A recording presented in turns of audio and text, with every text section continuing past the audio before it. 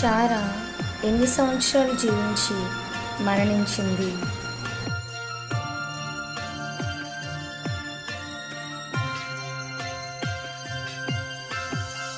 కనాను దేశంలోని ఏ స్థలమందు శారా మరణించింది?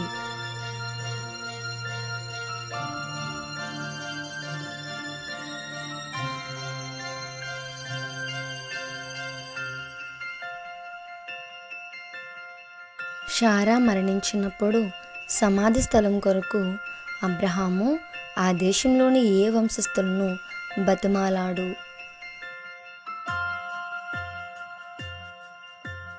హేతు కుమారులు అబ్రహామును తమ మధ్య ఎలాంటి వానిగా గుర్తించి గౌరవించారు?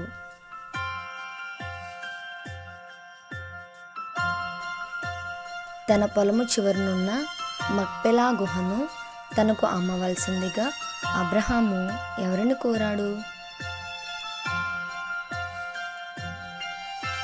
అబ్రహాము ఎఫ్రోనుతోనూ హేతు కుమారులతోనూ ఎక్కడ మాట్లాడాడు?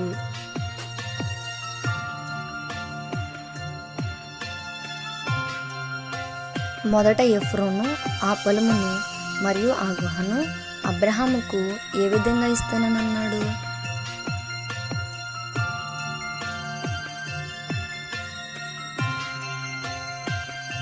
ఎఫ్రోను ఆ పొలము విలువను ఎన్ని తులముల వెండిగా నిర్ణయించాడు?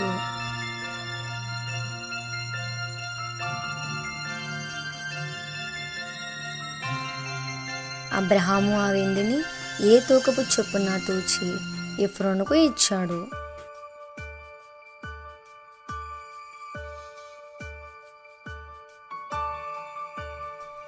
ఈ కొనుగోలు ద్వారా కనాను దేశంలో అబ్రహాముకు చట్టబద్ధంగా లభించిన మొదటి స్వంత ఆస్తి ఏది?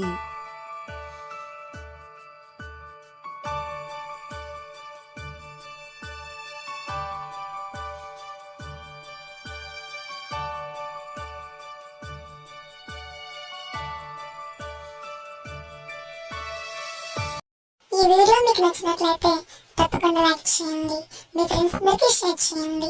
మరిన్ని బైబిల్ క్విజ్ల కోసం మన యొక్క యూట్యూబ్ ఛానల్ని సబ్స్క్రైబ్ చేసుకోండి. Thank you for watching. May God bless you.